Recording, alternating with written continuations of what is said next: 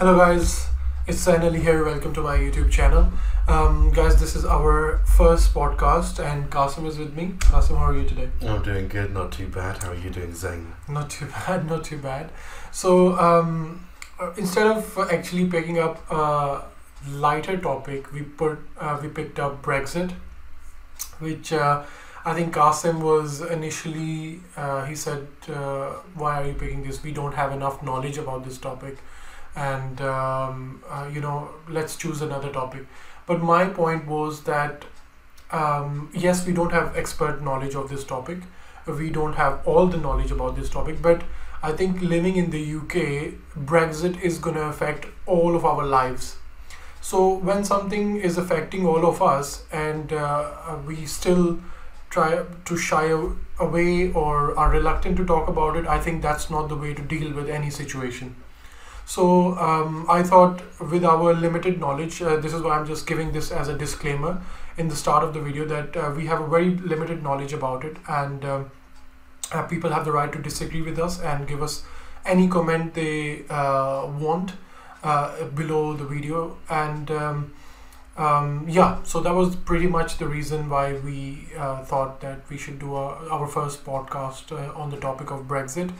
But before coming for the podcast, the first thing me and Qasim did, which we'll be showing you in this video, is we did a small survey in Weston, Mare and Bristol by choosing 10 random people and asking them about one question, which was, what do they think is the solution of Brexit? Number 1, second referendum. Number 2, no deal Brexit. Number 3, Prime Minister's deal. And number 4 was delay or no Brexit at all. So you will see the opinion of the people. But just to let you know that we actually we approached a lot of people, didn't we, Qasim? We did. But a lot of people actually refused to comment. Mostly all older people, they refused to even come on the camera or answer the question. So if you see more younger people in the survey, which we chose just randomly asking about this question, then this is not what we preferred. It's just that the people who decided to come on the video and answer the question, those are the people which are in our survey. So we'll be showing that survey as well in the video, as well as talking about Brexit, and Qasim will be asking questions and we would be discussing about it in our limited knowledge. What is Brexit and how much it's affecting us, and from where we see it going now as a country, where it may lead us, may or may not. So we will discuss both of these scenarios. Well, I don't think we should have. I think we should go ahead with it. I think it's taken too long. Yeah. And I think that there's got to be a compromise on the backstop, and then go with it on the 29th of March. That's what I'm hoping. And what do you think about the people who say that the first time around they did not know all the facts? I think that's true. But I still think people had their own reasons for voting that way, and that was the outcome, and we should respect that. And do you think that there are more chances of a hard Brexit? Because EU is not very compromising. No, they're not. But I think we might just avoid it. Might just avoid it. Thank you very much for your meeting. It depends, because basically you're going to find the difference between choices. I would maybe go for a second referendum if they will not end up with a real deal in the upcoming weeks. I think another referendum. A second referendum, Yeah. you think? Yeah. Do you think that the first time people were not very sure, or all the facts were not provided to them? Well, I don't really know how much. The details of it. The details of it. So But do you think second referendum would be? I think people would start to reconsider. That's what I personally think, because I've spoken to loads of people. Of course, that's not representative for the whole population, but I do believe that people would really reconsider and Probably change their probably decision. change their idea. Perfect. Thank you very much. Right, thanks. Thank you. I definitely think another referendum for it. I think, like you said before, that they weren't given The choice. proper details. Proper everything. details. Yeah, that's And do you think this is why the first time when the referendum happened, people just chose to leave because they didn't know all the facts? Yeah, exactly. I think that if they were given more specifically what would happen, and if they had more of an idea What happened later on? what would happen later on in the future, they would know, and they would have said no to it.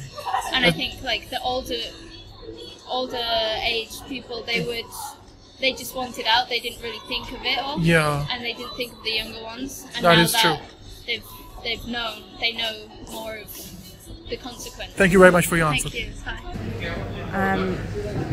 I mean, I didn't get a chance to vote in the first one, so Okay. the second referendum would be ideal because we'd get a say, but I think at the moment it's just got to be the government's decision. Because a lot of people actually are in support for a second referendum. Why do you think that would be a good option? I just think it would delay it for another few years though, which I think would cause more problems. I don't know, Do you think the first time people did not know all the facts which we know today? I still don't think we know all the facts now. We didn't know enough then, and we still haven't been told enough now. But whatever has happened since then, what do you think about that? Like since the first referendum? Since the first referendum, well, I mean, we have got more information and we know that, but nothing seems to be going through, so I reckon people would have lost faith in an actual Brexit occurring, so have given up. Perfect. So more people would go to The second referendum. And would you agree with her? Pretty much, yeah. I mean, are you also in support for a second referendum? Yeah, well, I'm similarly. I didn't get a chance to vote either. Perfect. And I think the way that the campaign was held as well during the first referendum was quite good. So, Second referendum would be a good choice, you think? I think so, yeah. Thank you very much. I would like no Brexit at all. You would prefer no Brexit. Would you like more like a second referendum option? As long as people know what they're voting for this time. So you believe that the first time they were not very sure? Yeah. Because all the it facts is. were not presented? Yeah, there was a lot of fear mongering and no one knew what they were voting for, I think. That's a tough question, isn't it? Yeah, it is. But I mean, according to your best knowledge. I mean, I don't think it's good, basically. I think Brexit's bad. I voted to remain, and I can't see anything good coming from it, really. But, the people voted to leave in the end, so... But do you think the first time when people had the chance to vote, they did not have all the facts which they have today? I agree completely, they don't, and they didn't, but they were told that economically everyone would be worse off, and people in the end just chose to believe the things that they were told to believe, even though it was pretty obvious to me that the people who were saying these things weren't fully telling the truth, and there was a lot of hidden information. Yeah, there was a lot of just sort of like, you're able to just say a few words to cover a massive subject, and there was no scrutiny on any details that were going on. That is true. But the people kind of like chose to go with that anyway, so Why do you think they are just refraining from a second referendum? Do they think it might change the decision? Why did the people? The government. The government. I don't know. Why they? I think because if they do go for a second referendum, then they're basically saying we failed. To do what the people told us to do. We failed to do it. Yeah. So the government don't want to lose face, and that is true. Things that. Unfortunately, the things that are more important aren't really what is in the best interest of the country, but what's in... But would you still prefer like a no Brexit or a second referendum? Personally, what I would really like to have is like no Brexit, but in order for that to happen, there has to be a big change of opinion. No Brexit at all. And why do you think that? I think it's much better the way they are things now, rather than complicating things. I think no Brexit would be the best deal. Do you think Brexit will actually make the economy far worse? It will make it far worse. It's much better to be united than separating the country from others. No deal Brexit? Yeah. No Brexit. No Brexit? Yeah. What do you think? I think there should be a second referendum. And why do you think the second referendum? Because people didn't know what they were voting for, no one had any idea. A lot of people just voted because it was like a protest vote. because they weren't happy with the situation. It's not undemocratic because we've had like 2 different general elections within the space of 3 years, which is not what's supposed to happen. So you can't say that re-voting on something is undemocratic when we do that. But why do you think the government is kind of reluctant for a second referendum? Because they base a lot of their policies on getting the referendum, so they're kind of going back on what Tory voters wanted. But do you think the perfect solution is for a second referendum and people will change their decision? I think so, because we're more aware of what is right in front of us now. We know about the dangers that are approaching. Perfect. Thank you very much for your opinion. Thank you very much. Thank you. Hi guys, welcome back. I will be now asking Zain a couple of questions on the topic of Brexit. So we went out and we did some survey questions both in Bristol and Weston Supermare. And obviously you were the one asking the questions and I was behind the camera. How did that go? Qasim, I think when we approached people, I think you were with me, a lot of people were very reluctant to even just come on the camera. Some people just bluntly said, no, I don't want to say anything. Some people were like, no, I'm busy, I have to go somewhere. So just to get people's response, as soon as we said Brexit, people just kind of turned their face away, as if either they are like shy to talk about it, or they are not interested, or they don't care what might happen. So that was the initial response, but I'm very thankful that few people were kind enough to cooperate and answer that question. Yeah, exactly. Another simple question that should be answered: why did Brexit happen in the first place? Qasim, that's actually a very good question, and I think a lot of people who are watching, I know they talk a lot about Brexit, hard Brexit and deal Brexit, but they never go back and think why it happened in the first place. I think the biggest reason I came across while interacting with people was immigration was the big issue. I think going back a little bit, I think what I would start from is that when Conservatives were not in power, Labour had the government, and the elections happened in 2010. Conservatives have this in their election that if they come in power, they will give people the right to vote on the future about staying in the EU or leaving the EU. That's how it all started. Now, in my personal opinion, this is just a personal opinion, but I think Conservatives wouldn't have come in power, wouldn't have been in power if they wouldn't have this kind of slogan. For example, a referendum on Brexit or a Scottish referendum, like things which Labour were not paying much attention to. And these things were bubbling up and people were talking about it. But I think Labour government was not giving chance to people to actually either vote on it or have a referendum on it. So I think David Cameron very cunningly or very cleverly, he picked up on that topic and used it in the election slogan. That if they will come in power, they will give people the right to vote on that.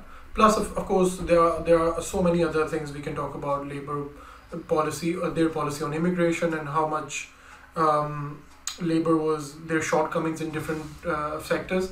But I think Conservatives coming in power, this played a very big role.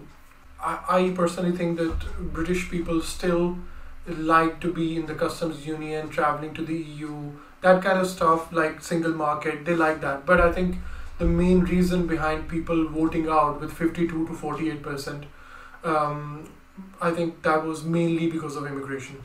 I think the free movement, a lot of Europeans coming to the UK or taking jobs and stuff like that. So I think the right wing, Nigel Farage and people like that, they kind of played very well on that subject in elections, and I think they were the ones who made people's mind to get ready to make up their minds to leave the EU if they want to stop the free movement.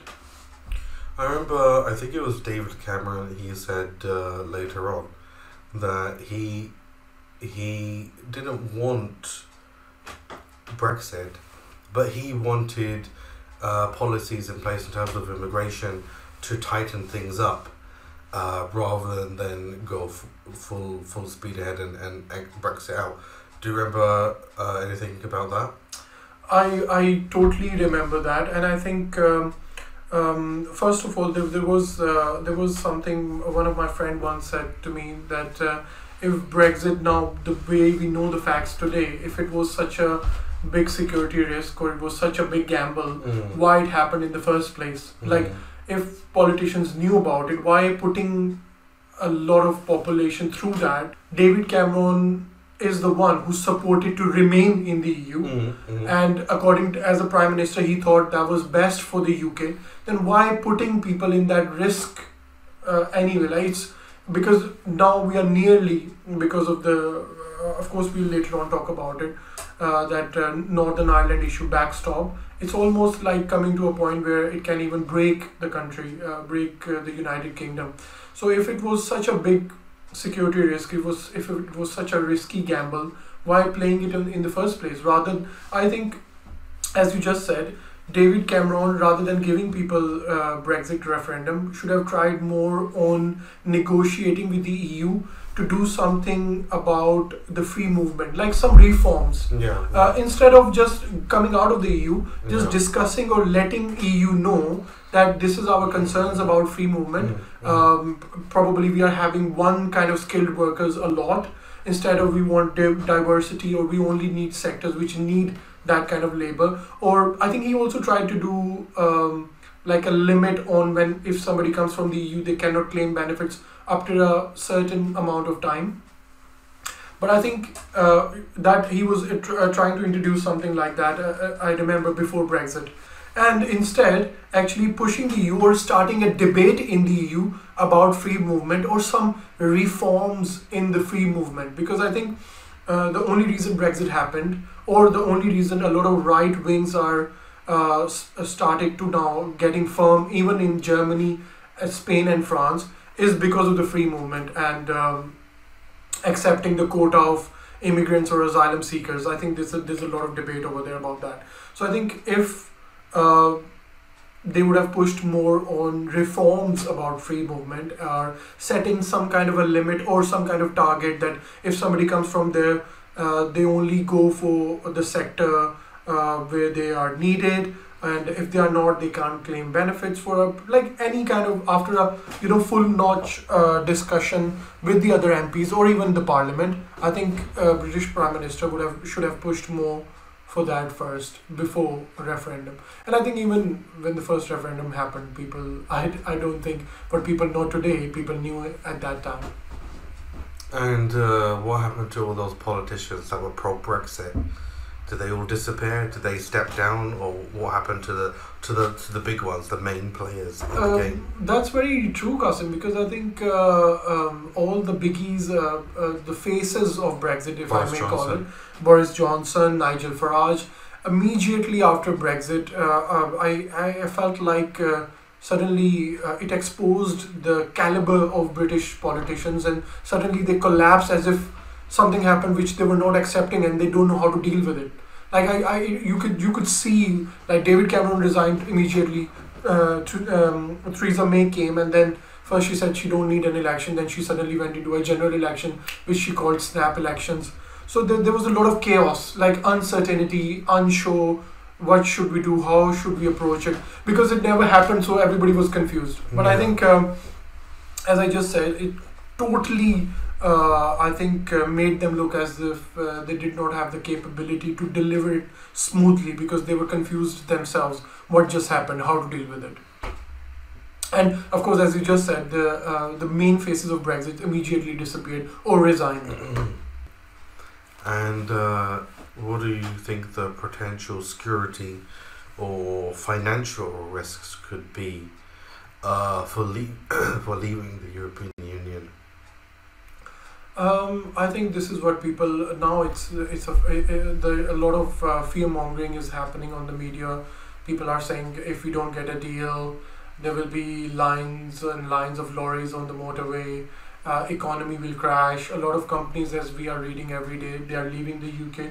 Nissan, I just read today, they decided to stop manufacturing in the UK and go back to the EU. A lot of banks are saying that. So it's not only in the air. Now I think we started to feel the heat of it as we are approaching to the final date of Brexit, because a lot of big companies are thinking of packing up, because if there is no deal with the EU and Britain just crash out as a hard Brexit, maybe long term, yes, they will recover. Long term, it may be beneficial for the country, but for short term and for small businesses and middle class people, I think it will hit hard.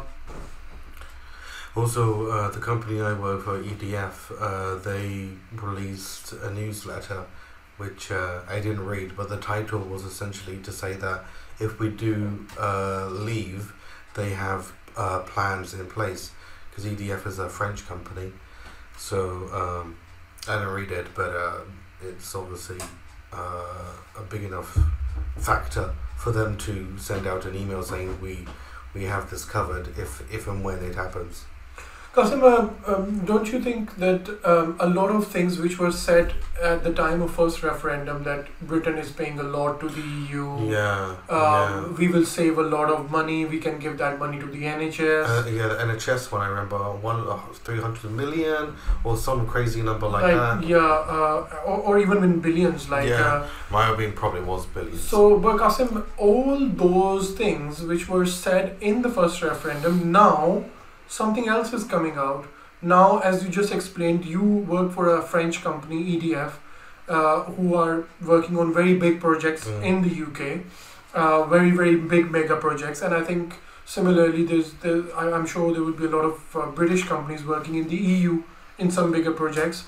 So if Britain crashes out, a lot of people, employers and employees who are working attached to those companies, they might get redundancies and stuff. So I mean, of course, some people just see it as to get sovereign or just getting control of the borders. But I think coming out of the EU without a deal immediately, because Britain is so much in touch with the EU, and flights and businesses and traveling and joint ventures, I think crashing out without a deal would be very much damaging for the economy, for what I can read right now. If something different happens, I don't know, but according to what I've, in my limited knowledge, what I've read so far. So in terms of the policies on immigration, how do you think they will be affected after we leave, or as we leave as well? I think a lot of things which I've read online is that, of course, free movement will stop, and people won't be able to come as the way they used to before. But I think somewhere I read that for visiting, it would carry on the same, or might be a small fee for a visa transit. But if somebody wants to settle down and work in the UK, and vice versa in the EU, British people going to the EU, then they have to go to that country's immigration policy, which is for international people. Like the way international people come to the UK, and the standards or the criteria they have to go through, which is quite strict, as you know it.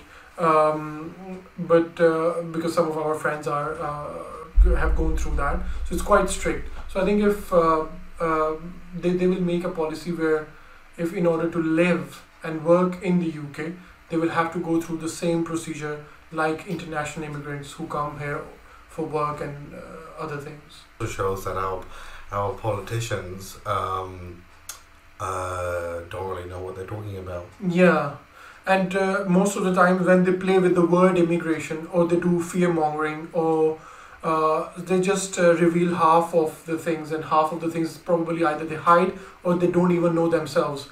Because I think a lot of people, they are not very politically aware. So I'm sure that when the Brexit first referendum was about to happen, a lot of wrong information was there in the media and was promoted, I think, which I think influenced a lot of people and this is the reason Brexit happened. If I think the way the facts are today, if these same facts which have been presented in front of British people at that time, I think decision may have been different.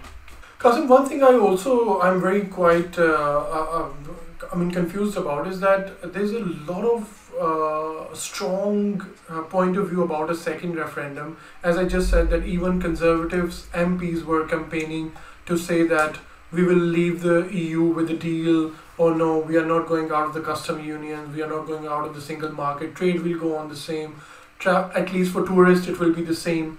These kind of things we heard in the first referendum from a lot of even Leave campaigners. So, but now the facts are completely different. Prime Minister's deal is being rejected. People are talking about a hard Brexit without a deal. Britain is going to crash out. Things like that. So, people they never knew, Qasim, what happened. They never knew the whole facts when the first referendum was happening. And if a Remainer has to come and become a prime minister, then because Theresa May was a Remainer, then David Cameron should have stayed as a prime minister, because they both were campaigning for Remain. But of course, because he thought as a prime minister, it's a shame that he would carry on after Brexit. In a way, kind of nobody wanted to deal with the mess. With the mess, I think probably that's the harsh truth. And then Theresa May was left with the mess and to deal with that situation. And there, I think we covered in our conversation quite a lot of topics. But I think the very important question right now is that, as you already know, Prime Minister Theresa May's deal has been rejected from the Parliament, the deal she had, because of the backstop, because of Northern Ireland issue, because Northern Ireland doesn't want a hard border. So what is the solution? Because Ireland is in the EU, so the immigrants will still be able to come in Northern Ireland, and from Northern Ireland they will be able to come in the UK. So how will then Brexit will be implemented? I think this is the main reason backstop is such a big issue in the Parliament, and I think this is the reason Prime Minister's deal was rejected in the Parliament. But no matter, Qasim, what happens in the Parliament, I've heard Jeremy Corbyn as well, but no matter what happens in the British Parliament, still EU, the way their behavior, attitude is, or the way they are dealing with it, seems like they don't give a damn, and they are just probably pushing Britain for a hard Brexit. Because I think they are not willing to compromise on the backstop of Northern Ireland, and they are ready to say that, okay, I mean, if there's a no deal Brexit, it's fine, we are fine with that. So they are showing quite a rigid attitude with the UK at the moment, and I think Theresa May, no matter how good she is in the Parliament in her debate, as soon as she goes to the EU, unfortunately, seems like nobody's giving a damn about it over there, and she's quite isolated. Whereas I think in such a condition, a strong leader with a international influence may have changed the situation. And Qasim, another thing which I kind of heard a lot is that what if, because we don't know what will be the impact of leaving the EU.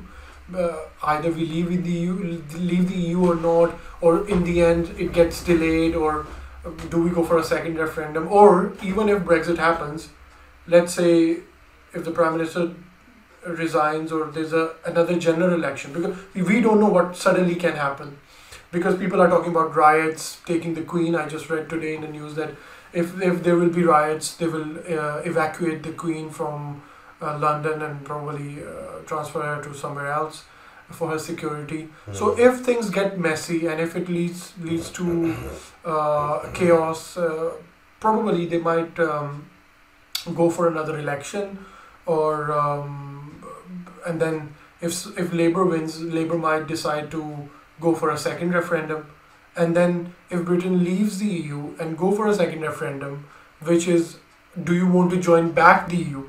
Imagine the joke it will become in the world politics. I'm not saying that's what's going to happen, but try to think about it, because we don't know. We didn't even know what happened up till today. Yeah. So we don't know what can happen tomorrow.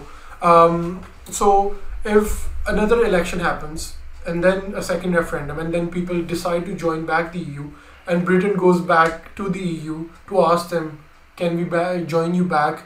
Will they accept it? How will they accept it? What will be the new terms and conditions? Because I think whatever the deal Britain has today is kind of accepted, or a lot of people say that it's kind of a very best deal at the moment. So I don't think Britain will be able to get the same deal again if they try to join the EU. So I think a lot of these questions are there. Either people want to talk about it or not, that's a different thing. But these questions are, I think now people start to think about it. And I think there are still people who are thinking about leaving the EU, no matter what happens, just get on with it, and like a hard Brexit. Do you remember, Qasim, today even we met some people who said just get on with it, and no matter what happens, we'll see.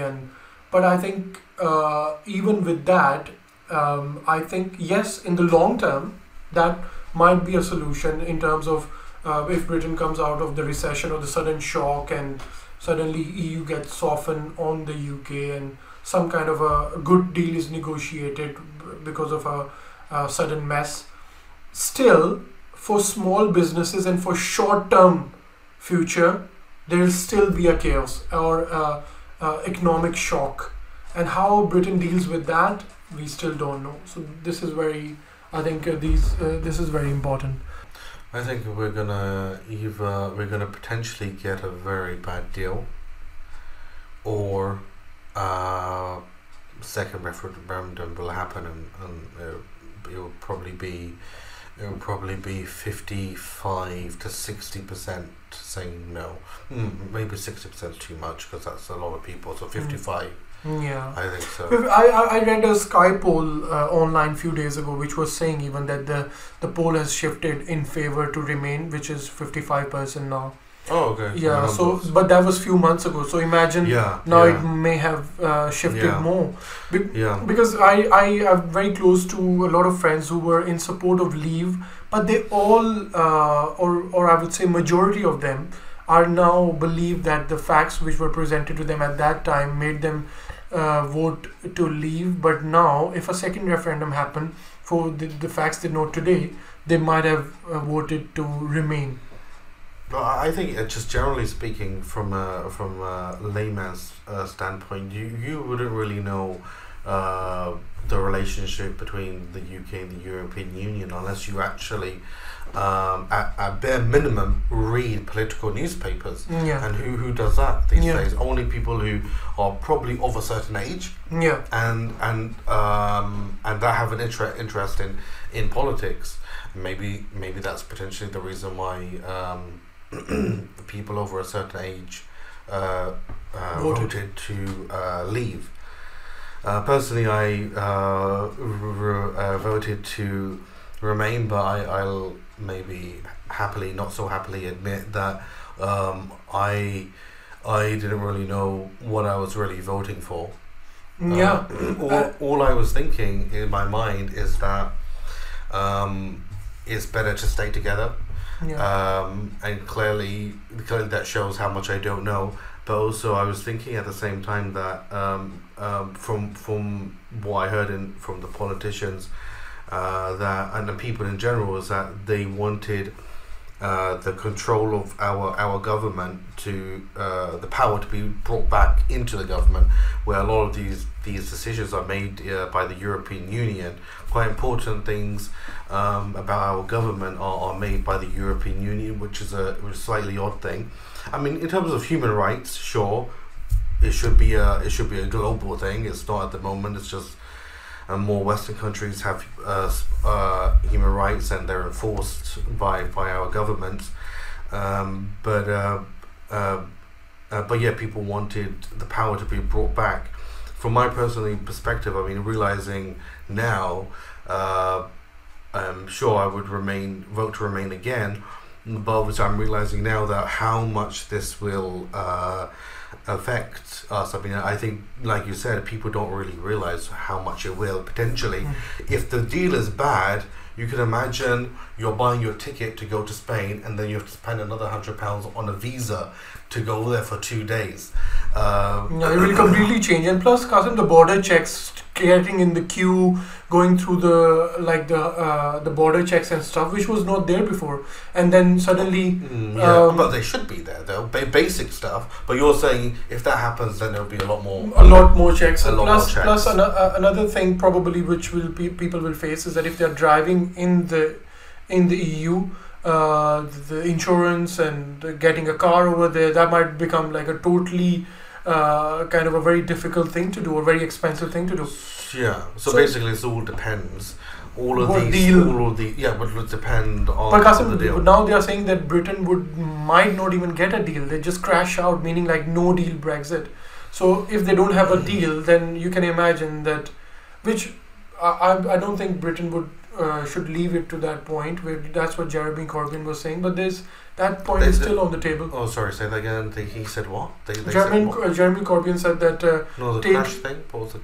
Crash? Meaning that Britain will crash out of the EU, meaning without a deal. Like without any deal, they just do the Brexit. Okay, isn't that a hard Brexit? That's hard Brexit. Okay, that's a hard. Yeah, that was what I was saying. So Qasim, you very interestingly mentioned that you were a Remain voter, and I mean, I'll happily admit that I was living in Newcastle at that time, and I voted to leave. But only the reason I voted to leave is because I wanted one fair immigration policy for everybody who come in the UK.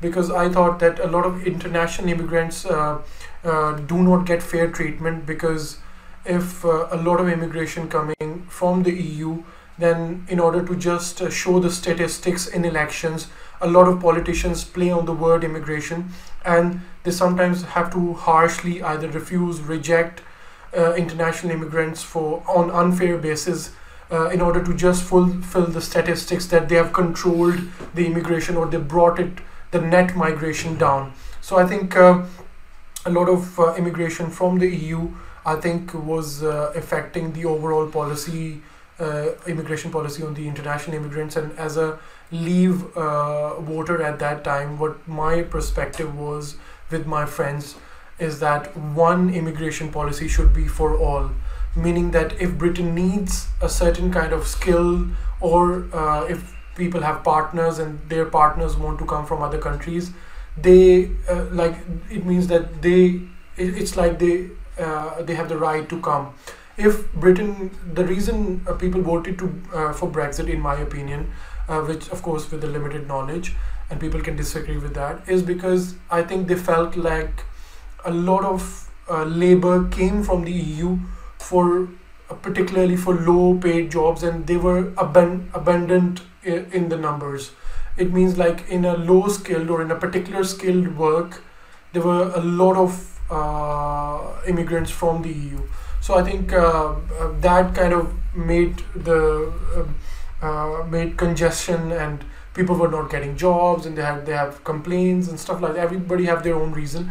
But I think as a Leave voter, I always even supported that UK should remain in terms of other policies in the EU, in terms of customs union and trade deal and stuff, which a lot of Conservative MPs were saying at that time when they were campaigning for Leave. But they said that they will just control the borders in terms of free movement. So I thought one immigration policy for all, but in other things, in terms of short-term visit in any EU country or trades and stuff, everything will remain the same. So that was my perspective. But knowing the facts today, what's happened after that referendum, and I think probably I would vote as Remain now for all the mess and the confusion of the politicians, and confused handling, not any strong leadership to even lead the country in this situation. Seeing the chaos and the mess in the news and the leadership at this time, I think probably I would vote for Remain if I have to vote again now. And I think like me, there will be a lot of other people out there who might change their opinion, and I'm sure there would be still people who would disagree with us and still want to vote for Leave even right now, and that's completely their right if you think like that. But I'm just only sharing my opinion, and Qasim was just only sharing his opinion. Probably if a second referendum happens, I think it will might be a solution in the current situation. Because even if people still again decide to leave, then we would know that yes, we wanted to leave in the first place. But there's a huge number of people who are confused like us. Of course we are confused, and that's why we are talking like this with a limited knowledge. So with a lot of confusion, and even when you see even politicians are confused, imagine what people would be. So with confusion and having a limited knowledge, when people voted in the first referendum and just winning it by 2%, just to make sure, even just to make sure that if Britain should leave the EU or not, and a lot of confused people who just voted to leave, but now they think they might have voted to remain after knowing all the facts and what happened after the first referendum. Probably it will just make the mandate more sure. Just a very small and last example, I'm finishing on this note, is that like Theresa May said in 2017 that she wants to go for a snap election. Why? Because she just wants to make sure, she wants to get the mandate again, even though they just won the election. But she still went for a snap election, midterm election, is because she said that I'm going again for the election because I just want to make sure, get a fresh mandate, and then negotiate with the EU about Brexit and stuff. So if you can go back for a snap election just to get a fresh mandate about your own power, and of course it was a disaster because she was in the majority government first. When she went for a snap election, she had to take DUP from Northern Ireland, and she went into a coalition government. So as you can imagine, it was a disastrous decision. But if they can do it for that, for general elections, just for a fresh mandate from people, why can't they take fresh mandate on Brexit from people? Exactly. And just make sure what British people want. And I think this is the argument of people who are campaigning for second referendum, is that it might just take off the confusion, because now people have more knowledge about the subject. And in the end, we just say that all the people out there who watched our podcast about this topic, I hope you liked the content, and if you agree or disagree with us, please leave us the feedback, give a like, and if you like, please subscribe. Hopefully we'll be bringing more entertaining and important subjects on our podcast, and we will see you very soon. Take care from me. Over to you guys. Yeah, thanks everybody. Take care. Bye.